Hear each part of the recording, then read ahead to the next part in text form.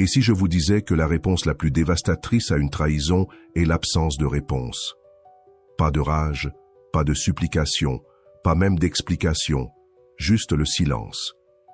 Parce que le silence n'est pas vide, il est plein de réponses. Il les force à être seuls avec le poids de leurs propres décisions, et ce poids, il les écrasera. Un homme a aimé profondément une femme. Il lui a donné son cœur, son temps, son énergie.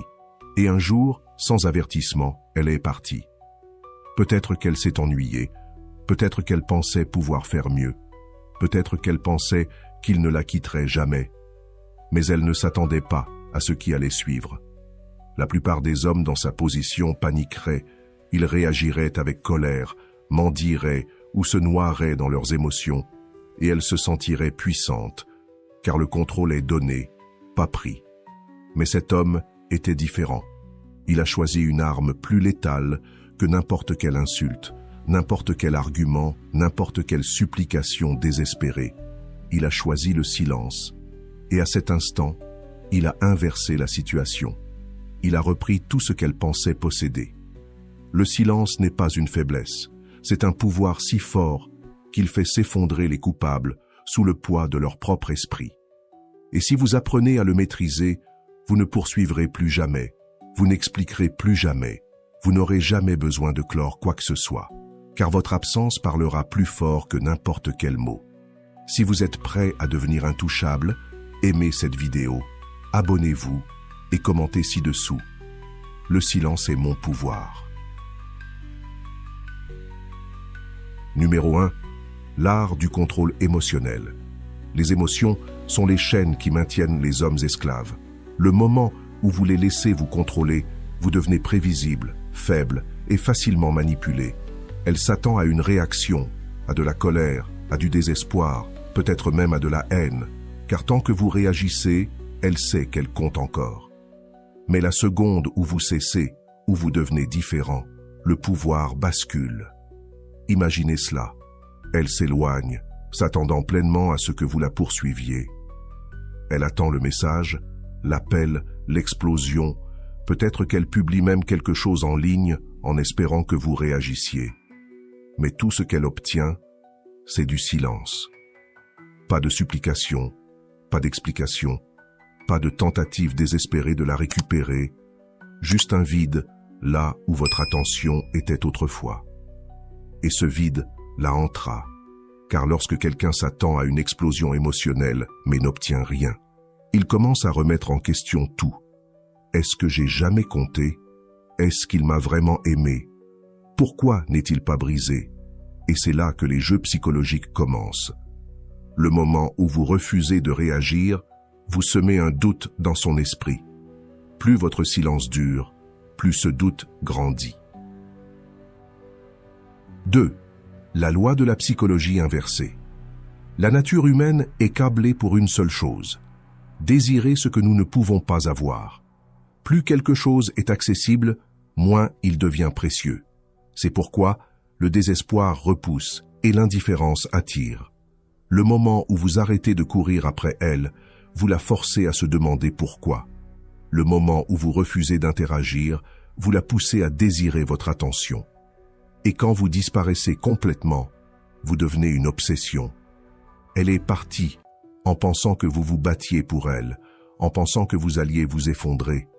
Mais quand vous faites exactement le contraire, quand vous disparaissez sans laisser de traces, son esprit déraille. Elle commence à remettre en question tout. Pourquoi n'a-t-il pas appelé? A-t-il jamais compté? Est-ce qu'il est déjà avec quelqu'un d'autre? Elle s'attendait à de la colère, de la tristesse, voire de la haine.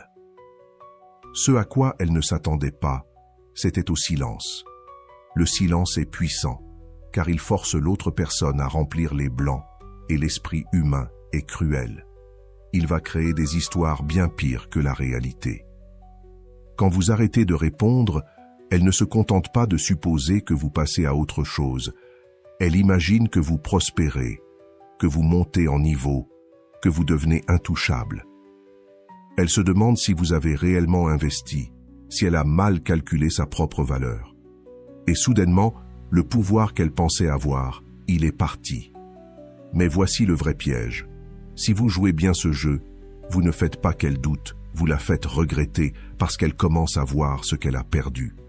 Peut-être qu'elle vous voit en public, tranquille, paraissant mieux que jamais. Peut-être que des amis communs mentionnent combien vous allez bien. Peut-être qu'elle entend qu'une autre femme a votre attention. Et maintenant, c'est elle qui se sent rejetée. La psychologie inversée fonctionne parce qu'elle manipule les attentes. Elle s'attendait à être le prix, celle qui contrôle, mais en vous éloignant sans hésitation, vous réécrivez toute l'histoire. 3. La renaissance à travers la douleur. La douleur est inévitable, la souffrance est un choix. La plupart des hommes, lorsqu'ils sont le cœur brisé, laissent la douleur les consumer. Ils spiralent, perdent du temps à analyser ce qui a mal tourné, se noient dans les regrets, laissant le poids de la perte les détruire. Ils arrêtent de manger, d'entraîner, de se concentrer sur leur but. Ils restent dans le noir, fixant leur téléphone en attendant un message qui ne viendra jamais. Mais les hommes qui se relèvent, ceux qui deviennent incassables, utilisent la douleur comme carburant. Ils ne fuient pas, ils ne l'engourdissent pas, ils l'embrassent, la transforment et reviennent plus forts que jamais. C'est là que votre pouvoir se forge, pas dans les moments faciles, mais dans la souffrance. Elle s'attend à ce que vous vous brisiez, à ce que vous vous effondriez, à disparaître dans votre propre misère. Elle veut croire que vous ne vous remettrez jamais d'elle, car tant que vous restez brisé, elle garde le pouvoir sur vous. Mais au lieu de cela, vous prenez cette douleur et vous la transformez en quelque chose d'inarrêtable. Vous prenez les nuits blanches et les utilisez pour vous entraîner en silence. Vous prenez la colère et la canalisez dans la salle de sport. Vous prenez la perte et la transformez en autodiscipline. Chaque seconde que vous perdez à penser à elle est une seconde volée à l'homme que vous êtes destiné à devenir. La plupart des hommes cherchent la vengeance. Ils veulent qu'elle les voie réussir. Ils veulent qu'elle regrette d'être partie. Ils veulent prouver qu'elle a eu tort. Mais cet état d'esprit est encore faible, car il tourne encore autour d'elle. Cela signifie que vous tenez encore à elle. Cela signifie que vous cherchez toujours la validation. Et tant qu'elle occupe encore de l'espace dans votre esprit, vous n'êtes pas libre. La véritable force n'est pas de prouver quoi que ce soit à elle. C'est de prouver tout à vous-même. C'est de se lever chaque matin et de se construire en un homme qui n'a pas besoin de validation, qui n'a pas besoin de fermeture, qui n'a besoin de rien d'autre que sa propre discipline et son focus. J'espère que ce message t'a été utile. Si tu as aimé la vidéo, je te serai reconnaissant de laisser un j'aime et de t'abonner. Si tu te retrouves sans mots, écris simplement « Je suis unique » pour montrer que tu fais partie de la minorité qui a suivi la vidéo jusqu'à la fin. Merci beaucoup pour ton attention et à la prochaine.